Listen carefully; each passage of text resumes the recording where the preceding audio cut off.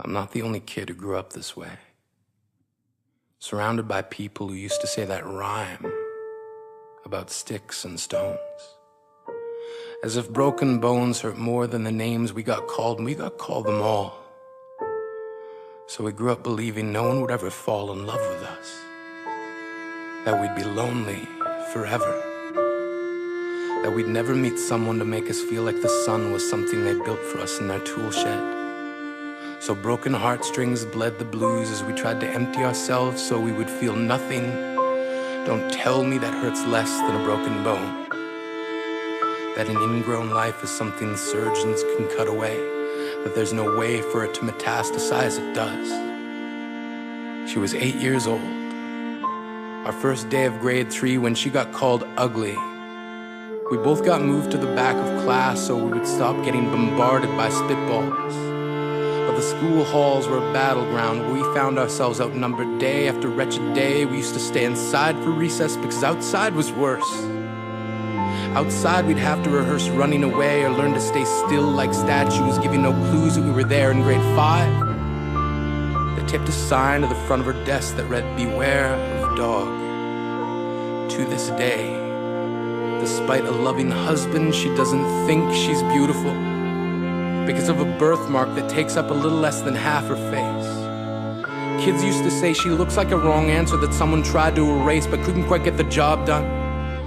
And they'll never understand that she's raising 2 kids whose definition of beauty begins with the word mom. Because they see her heart before they see her skin, because she's only ever always been amazing. He was a broken branch grafted onto a different family tree. Adopted. Not because his parents opted for a different destiny. He was 3 when it became a mixed drink of 1 part left alone and 2 parts tragedy. Started therapy in 8th grade. Had a personality made up of tests and pills. Lived like the uphills were mountains and the downhills were cliffs. 4/5 suicidal, a tidal wave of antidepressants, and an adolescence being called pauper. 1 part because of the pills, 99 parts because of the cruelty. He tried to kill himself in grade 10 when a kid who could still go home to mom and dad had the audacity to tell him, "Get over it." As if depression is something that can be remedied by any of the contents found in a first aid kit. To this day, he is a stick of TNT lit from both ends. Could describe to you in detail the way the sky bends in the moments before it's about to fall. And despite an army of friends who all call him an inspiration, he remains a conversation piece between people who can't understand. Sometimes being drug-free has less to do with addiction and more to do with sanity. We weren't the only kids who grew up this way. To this day, kids are still being called names. The classics were, "Hey stupid," "Hey spaz." Seems like every school has an arsenal of names getting updated every year. And if a kid breaks in a school and no one around chooses to hear, do they make a sound? Or they just background noise from a soundtrack stuck on repeat when people say things like kids can be cruel? Every school was a big top circus tent, and the pecking order went from acrobats to lion tamers, from clowns to carnies. All of these miles ahead of who we were freaks. Lobster claw boys and bearded ladies. Oddities juggling depression and loneliness, playing solitaire, spin the bottle, trying to kiss the wounded parts of ourselves and heal. But at night, while the others slept, we kept walking the tightrope. It was practice, and yes, some of us fell. But I want to tell them that all of this is just debris left over when we finally decide to smash all the things we thought we used to be. And if you can't see anything beautiful about yourself, get a better mirror. Look a little closer. Stare a little longer. Because there's something inside you that made you keep trying despite everyone who told you to quit.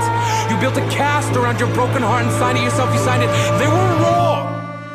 Because maybe you didn't belong to a group or a clique. Maybe they decided to pick you last for basketball or everything. Maybe you used to bring bruises and broken teeth to show and tell but never told. Because how can you hold your ground if everyone around you wants to bury you beneath it? You have to believe that they were wrong. They have to be wrong. Why else would we still be here? We grew up learning to cheer on the underdog because we see ourselves in them. We We stem from a root planted in the belief that we are not what we were called. We are not abandoned cars stalled out and sitting empty on some highway.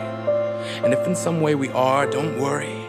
We only got out to walk and get gas. We are graduating members from the class of We Made It. Not the faded echoes of voices crying out names will never hurt me. Of course, they did. But our lives will only ever always continue to be a balancing act that has less to do with pain and more to do with beauty.